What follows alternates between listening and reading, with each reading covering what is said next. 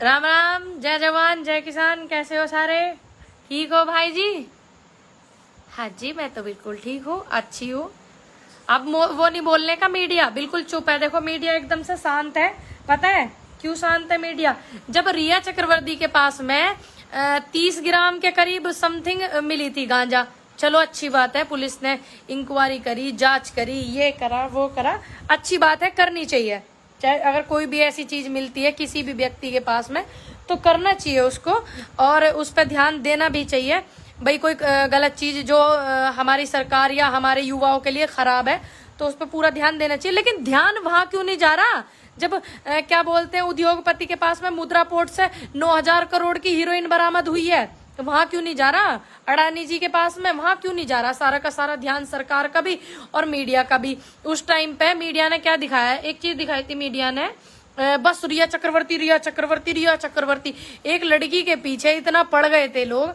अगर उसने गलत किया था तो कोर्ट ने जो सजा देनी थी, कोर्ट ने जो सजा उनको वो करनी थी वो कर दी थी। पुलिस वालों ने भी पूरा जोर भर रखा था। अब कहाँ गए सारे पुलिस वाले भाई, कहाँ गए? और वे सारे जांच पड़ताल करने वाले या फिर सोनू सूद के यहाँ पे जांच पड़ताल भेजने में बिजी हैं। सुध बुध तो नहीं खोदी सोनू सूद के चक्कर में सरकार ने और सरकार के नेताओं ने। हमें तो ऐसी लग रहा है जैसे सुध बुध खोद दी हो। और क्या कहते हैं, जब रिया चक्रवर्ती का मामला था हर चैनल ने दिखाया था, ठीक। अडानी के जो पोर्ट है उस पर मिली थी ये 9,000 करोड़ की, ये जो मैं आपको बता रही हूँ, ये अडानी के पोर्ट पे। अब कहाँ गए सारे के सारे सिस्टम, सारे के सारे मीडिया वाले? अब एक वो बंदा पूछता है भारत, चिल्लाता है भारत। अरे अब तेरे जैसे पे थूकता है भारत भाई। कहाँ गया अर्नब गोस्वामी? कहाँ गया अर्नब गोस्वामी? या अर्नब गोस्वामी जो विदेश के पत्रकारों को और पाकिस्तान के खास करके पत्रकारों को अपने चैनल पे बिठाने में बिजी है, थूकता है भारत तेरे जैसे लोगों पे। अब नहीं बोलने का कि अडानी के मुद्रा पोर्ट से 9,000 करोड़ की हीरोइन बरामद हुई? अब क्यों नहीं बोल रहा भाई? अब तो थूक रहा भारत तेरे पे। क्या कर रहा है? अब भाई बोलना चाहिए नहीं बोलना चाहिए? और क्या बोलते हैं, एक हमारे जो अच्छे पुजारी थे उनका भी निधन हो गया। परमात्मा ऐसी महान आत्मा को शांति दे, अपने चरणों में जगह दे ऐसे अच्छे व्यक्ति को। कुछ लोग बोल रहे हैं कि उन्होंने आत्महत्या कर ली, कुछ लोग बोल रहे हैं कि उनको मतलब मारा गया है और उनके सुसाइड नोट में भी। लेकिन एक चीज देखी, उसमें कई सारे नाम जो हैं नामदज भी हैं, और जो सुसाइड नोट में वो लिख करके गए हैं उसके बावजूद भी मतलब पुलिस उनको गिरफ्तार नहीं कर रही। चल क्या रहा देश में समझ में नहीं आ रहा। ऐसा लग रहा है सब कुछ साझे का मामला चल रहा है। बिल्कुल सही बोल रहे हो। ये मौलिक शक्ति पीपीएन खबर से जो बात कर रहे हैं सब कुछ सरकार का साझा चला। सही बोल रहे हो, आपकी बात काफी हद तक मुझे भी सही लग रही भाई जी, कि सरकार का इनका सबका साझा सिस्टम चल रहा है। ये सारों ने सुध बुध खो दी सोनू सूद के चक्कर में। जो काम सरकार जो थी नहीं कर सकी, अगर वो एक व्यक्ति ने करा अपना सब कुछ बेच करके, तो क्या गलत करा उनके पीछे? तो ये जांच वो जांच, अब इनके घर न भेजेंगे भैया जांच है? या ये प्रधानमंत्री जी का या इनका निजी मामला, या उनके निजी फ्रेंड है, निजी दोस्त है? हमारे यहाँ पे बाबा जी आ रहे कल, मैं भी जाऊंगी पूछने बाबा जी से कि बाबा जी बेरोजगारी जो है इतनी प्रदेश में फैल रही, इतनी देश में फैल रही, और इतने युवा नौकरी के लिए मेरे गांव में से निकालो कि कितने सौ तो निकल जाएंगे, 500-700 हजार के करीब लड़के लड़की निकल जाएंगे नौकरी के लिए मेरे गांव में से। अब सोचो पूरे यूपी में कितने गांव हैं, पूरे यूपी में कितनी जगह है, कितना बड़ा यूपी है, 22 करोड़ की आबादी है। रोजगार के लिए भाई अधिकार की आवाज उठानी चाहिए, उठावेंगे भी। रोजगार जो है देश में सबसे ज्यादा हो रहा, सबसे ज्यादा। और एक बात भी पता है, ये मीडिया वाले हमें दिखाते नहीं, मीडिया वाले नहीं दिखाने के हमें। वर्ल्ड बैंक का करोड़ों का कर्जा जो है आरबीआई खाली, वर्ल्ड बैंक का करोड़ों का कर्जा और आरबीआई बैंक खाली। जीएसटी 28% तक, पेट्रोल डीजल 100 से भी ऊपर हो गया, गैस 920 रुपए की। मेरी माँ बता रही थी सिलेंडर मंगवाना, उसे फोन करा था उसने, मेरी माँ ने, बेटे सिलेंडर खाली हो गया, सब्सिडी खत्म, टोल दुगना हो गया। अब देखो तुम फास्ट कार्ड नहीं लगाओगे तो दुगना टोल लेंगे। रेल का किराया कितना हो गया? जो प्लेटफॉर्म टिकट 1 रुपए का आया था वो 50 रुपए का होगा। बैंक का चार्ज 4 गुना हो गया, फिर भी हाथ खाली। मोदी जी पैसा गया तो गया कहाँ? प्रधानमंत्री पैसा गया तो गया का, प्रधानमंत्री जी से पूछेंगे। और जब इतनी जांच हो रही है, इतनी ईडी जांच ऐसे व्यक्ति के खिलाफ जिसने जनता की सेवा करी हो और मजदूरों की सेवा करी हो, सोनू सूद ने, और जो ये 45,000 रुपए कमाने वाली रूबिका लियाकत जो है 500 करोड़ की प्रॉपर्टी के मालिक हैं। और दूसरी बात, पीएम केयर फंड, इनकी तो एक बार जांच बननी चाहिए, नहीं बननी चाहिए, है नहीं? और एक ईडी जांच तो रूबिका लियाकत के लिए भी होनी चाहिए, अर्नब गोस्वामी जैसे लोगों के लिए होनी चाहिए, इन पत्रकारों के लिए भी होनी चाहिए। भाई तुम्हारी इतनी सैलरी थी, कैसे हुई? तुमने रेस्टोरेंट खोल लिया उन पैसों से जो तुम्हारी इतनी इनकम आ रही, क्या हो क्या रहा है देश में? मतलब देश की जनता को सब खाली करने में लगे हुए हैं और जनता को मूर्ख बनाने में लगे हुए हैं और अपना सब भन्ना भर रहे। ममता जी, मैं आपकी बहुत बड़ी फैन हूँ। थैंक यू सो मच ममता बहन। आप ठीक हैं? आपके परिवार में सब कुशल मंगल है? वैसे ममता जी, आप भी एक युवा हैं, जैसा मैं आपके फोटो में देख पा रही हूँ। आप भी सवाल करो ना भाई, करो। दिमाग के इलाज, मुझे उन लोगों का एक कमेंट कर रहा है, दिमाग के इलाज भाई आप अपना कराओ जाकर। मुझे लग रहा है पढ़े लिखे अनपढ़ हो, शायद पढ़े लिखे अनपढ़ लोगों की देश को भी जरूरत ना है। जो कुछ तो पढ़े लिखे अनपढ़ लोग वो होते हैं जो अंधभक्तों की गिनती में आते हैं, ठीक। कुछ पढ़े लिखे वो अनपढ़ वो हो जाते हैं, जैसे हमारे माँ बाप जैसे। तो हमारे माँ बाप जैसे हैं, हम उसमें बहुत सुकून में हैं, कोई दिक्कत वाली बात नहीं है। और क्या बोलते हैं, आप जो है देश के लिए घातक हो सकते हैं, नुकसानदायक हो सकते हैं, तो आप अपना इलाज करवावें अच्छे से। भैया मीडिया पता नहीं क्यों नहीं दिखा रहा, अब वो बंदा नहीं दिख रहा, अब वो लड़की भी नहीं दिख रही, वो छोरी जो अपनी क्या नाम है उस बहन का, रूबिका लियाकत हैगी। और अब तो वो भी आज तक चैनल पे भी नहीं दिखा रहे भाई, बहुत सारी हैगी ये लाली। हम तो आपसे उम्मीद करे। ओहो, एक बंदे का कमेंट आ रहा है, योगी जी की वजह से आज तू सुरक्षित है, अखिलेश होता तो पता चलता। अच्छा भैया, जो हाथरस वाली गुड़िया थी वो भी तो यूपी में थी, वो क्यों ना रही सुरक्षित? उसे क्यों पेट्रोल जला के मार दिया? जो उन्नाव वाली बेटी थी वो क्यों ना रही सुरक्षित? जो ठाकुर द्वारे वाली गुड़िया थी ये सामिया, ये क्यों नहीं रही सुरक्षित? ज्ञान मत बांटो, हम सुरक्षित है, अपनी देश में रहवे इसलिए सुरक्षित है। दूसरी बात, हमारे अंदर खुद भी इतनी वो हैगी, और जब इस तरीके का सिस्टम होवेगा, जब हम ऐसा कुछ बता देंगे और ये भी बता देंगे कि हम कितने हिम्मतवर हैं, कितने ताकतवर हैं, और पूरे देश की जनता अगर योगी जी की वजह से सुरक्षित है, उत्तर प्रदेश पूरा योगी जी की वजह से सुरक्षित है, तो उन माओ से भी जाके पूछना जिनकी 6-6 साल की बेटियों का अपहरण हो गया, बलात्कार हो गया, उनसे भी एक बार पूछ लेना कि उनकी बेटी कितनी सुरक्षित है। अच्छी बात है कि हम यूपी में हैं, अच्छी बात है, उससे भी बड़ी बात है कि हम भारत में हैं। तो कृपया करके ये फालतू के देखो ज्ञान वाली बातें मत किया करो, मुझे अच्छी न लगती। क्या करूं मैं, मुझे सही बात अच्छी लगे। तो एक जांच जो है इनके खिलाफ भी बननी चाहिए। और जो महंत जी हैं उनकी, मतलब मैंने न्यूज देखा कि उन्होंने एक 7 पन्नों का सुसाइड नोट, एक बंदा कह रहा वो लिखना नहीं जानते थे। अरे जो महंत जी खुद अपने सिग्नेचर करते हो, लिखना कैसे नहीं जानते? फिर नाम दर्ज उसमें रिपोर्ट है, फिर उन सारे लोगों को क्यों नहीं उठाया जा रहा? मसला क्या चल रहा भैया, पता ही नहीं चल रहा देश में। या पूरी की पूरी सरकार सोनू सूद जी के ऊपर ही लटकी पड़ी, सोनू सूद जी ने सबकी सुध बुध खुआ दी। हमें तो सोनू सूद जैसे नेता चाहिए थे, और बनावेंगे इन्हें भी नेता, ऐसी बात नहीं। नेता आप बन गए हो भाई, बड़े बहुत अच्छे।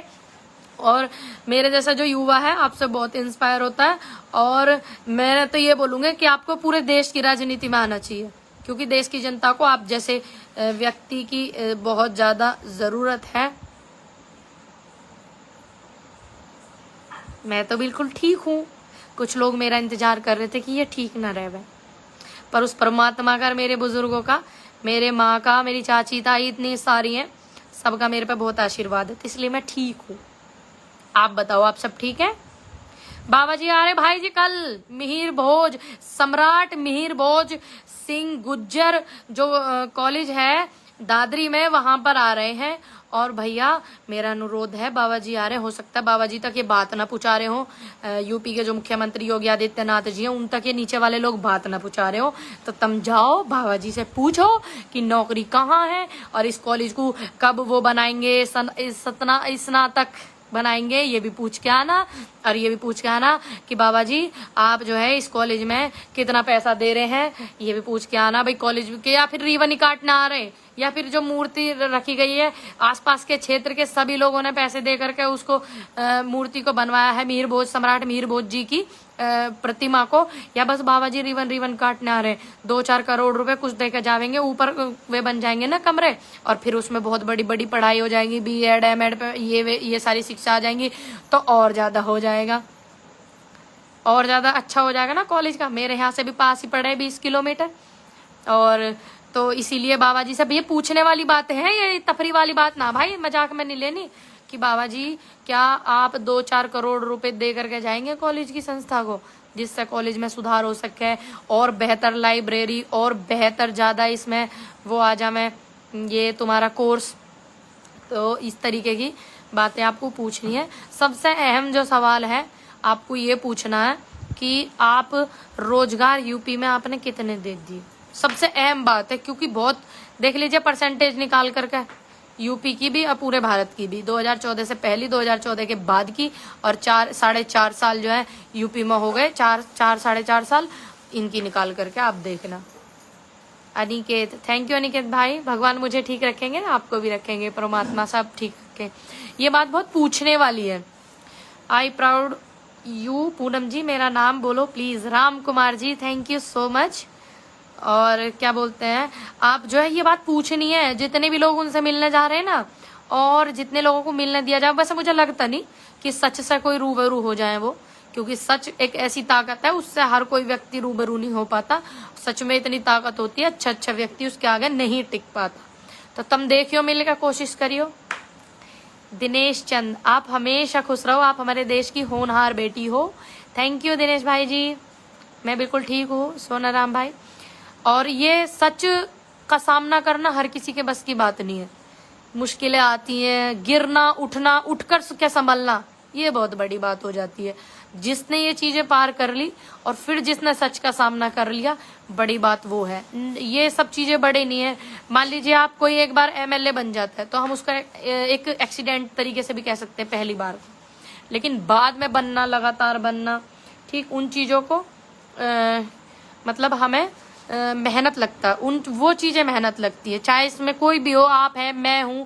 जब पहली बार कोई MLA बनता है तो मुझे यही लगता है, योगी जी घोषणाएं कर रहे हैं 2024 के बाद में काम होंगे, हाय दुर्लालत। मैंने सुना है सरकार तालिबान से भी कुछ बात करने जा रही है। जब सरकार तालिबान से बात करने के लिए जा रही है, भाई देश हित में हो सकता है, तो अन्नदाताओं से क्यों बात नहीं कर रही है? वो तो हमारे देश के ही है ना, तो देश हित में अन्नदाताओं से बात करनी चाहिए।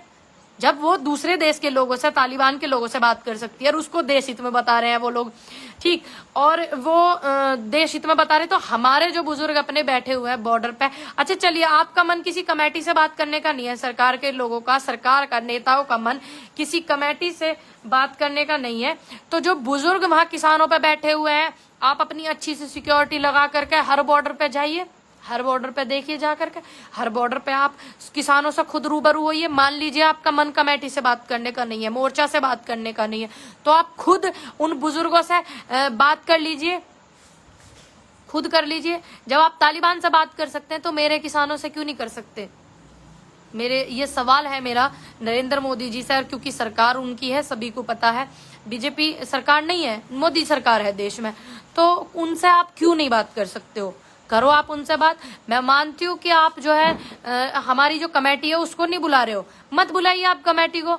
आप तो आ सकते हो बॉर्डर पे, जो बुजुर्ग बैठे हैं, जिनके पैर सूजे हुए, आप उनसे डायरेक्ट बात करके देखो, आप डायरेक्ट हालात देखो बॉर्डरों के क्या हालात है, आपको पता चल जाएगा कि कितनी शिद्दत से लोग बैठे हुए हैं, आपको पता चल जाएगा कितनी मेहनत से अपनी फसल नस्ल को बचाने के लिए बैठे हुए। कश्मीर में एक मुद्दा चल रहा था, 18 रुपए का सेब 259 रुपए का हो गया स्टोर में आते ही, देखा ना आपने, बड़ा फेसबुक पे चल रहा, 18 रुपए का सेब स्टोर में आते। एक लड़की जो थी वो लड़ भी रही थी इस बात के लिए, एक लड़की जो थी वो लड़ भी रही थी इस बात पे कि 18 रुपए का हम लोगों से खरीद के 259 का क्यों बेच रहे हैं, इसलिए किसान बैठा है। ये सवाल है किसानों के, जो अपने हमारे बुजुर्ग हैं खुद वहां बैठे हुए हैं, उनको आप दो जवाब जा करके इस बात का कि आपने डायरेक्ट कैसे 159 रुपए किलो का भाई मान लेते हैं, लाना, भाड़ा, ये वो टैक्स, पता नहीं क्या क्या है चल रहा सिस्टम, तो इतना थोड़ी हो जाएगा कि आप 1 किलो को 259 रुपए किलो में दे दोगे। ये बहुत सारे मुद्दे हैं। तो इन मुद्दों को, मान लीजिए आप हमारी कमेटी से नहीं मिलना चाहते, मोर्चा के नेताओं से नहीं मिलना चाहते, आप डायरेक्ट किसानों से मिलो, आपको पता चल जाएगा। आप जा करके किसानों से मिलोगे, उनकी स्थिति का पता चल जाएगा।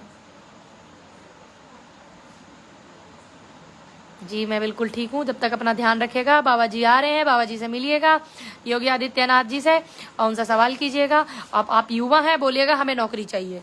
और जब आपको नौकरी चाहिए होगी तभी आप नौकरी मांगना, अगर आपको नहीं चाहिए तो मत मांगिएगा। मेरा कोई जोर नहीं है आप पे, और बस मैं ये बोलूँगी अगर आप नौकरी की ज़रूरत आपको है तो आप बाबा जी से मांगिएगा, क्योंकि प्रदेश में सरकार उनकी है, बाबा जी की, और आपको मांगनी भी चाहिए नौकरी, क्योंकि आपका अधिकार है। आप पढ़े लिखे भी हैं, ऐसा नहीं है कि आप अनपढ़ हैं। अनपढ़ मंत्री बन करके बैठ सकते हैं, तो क्या मेरे देश का युवा नौकरी पे नहीं बैठ सकता? तो आप हक के लिए आवाज उठाइए, उठाइए भाई, आवाज उठाइए, अधिकार मांगो, अपने भीख नहीं मांग रहे हो। ये मांगने की बस हिम्मत ताकत हर बंदे के अंदर होती है, बशर्ते देखना ही है कि कौन इसको दिखाता है, कौन इसको छुपाता है। तब तक के लिए राम राम, जय हिंद, जय भारत।